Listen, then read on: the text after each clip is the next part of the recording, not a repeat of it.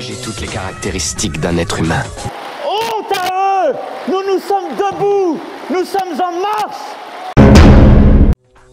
Mais je ne ressens jamais d'émotion perceptible. À partir du moment où la forme série est hystériquement narrative, et il faut qu'elle soit hystériquement narrative, Mais pas ça! Pas ça! Pas ça!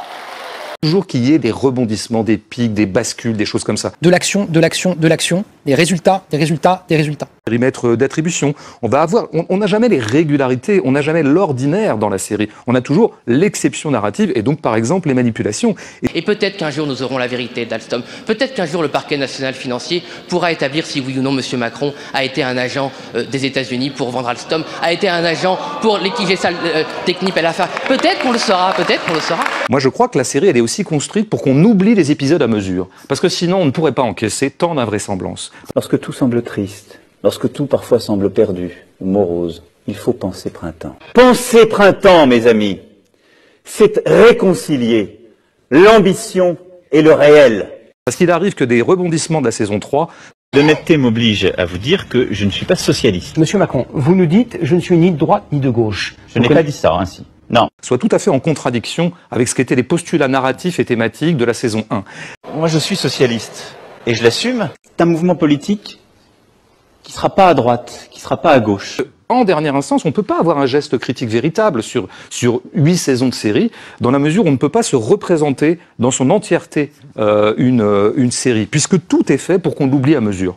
Mais penser printemps, ça ne veut pas dire non plus que sans avoir semé, on pourrait déjà promettre la moisson à tout à chacun. En quoi je pense qu'on pourrait aussi faire des analogies avec certaines formes, je dirais, du capitalisme, disons les mots qui fâchent, parce que tout y est instrumental, tout y est utile. Il faut absolument qu'on fasse avancer quelque chose. Nous sommes en marche!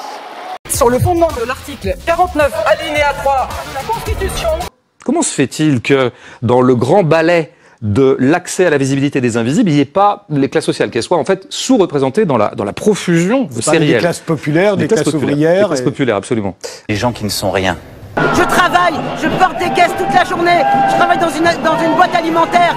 Une caisse de bananes c'est 20 kilos, une caisse de pommes c'est 16 kilos. J'en porte des dizaines par jour, j'ai 4-5 palettes par jour. Et l'autre il vient me dire que je suis rien. Moi je suis rien, toi t'es rien Macron. Dégage du gouvernement, on ne veut plus. Et j'en viens quand même aussi à la limite, à mon avis, idéologique de Netflix, de ce qu'elle produit comme série, mais aussi d'autres plateformes. La limite idéologique, c'est qu'effectivement, on ne va pas dans les classes sociales et surtout, on ne va pas là où ça commence à faire mal. Vous savez pas qui...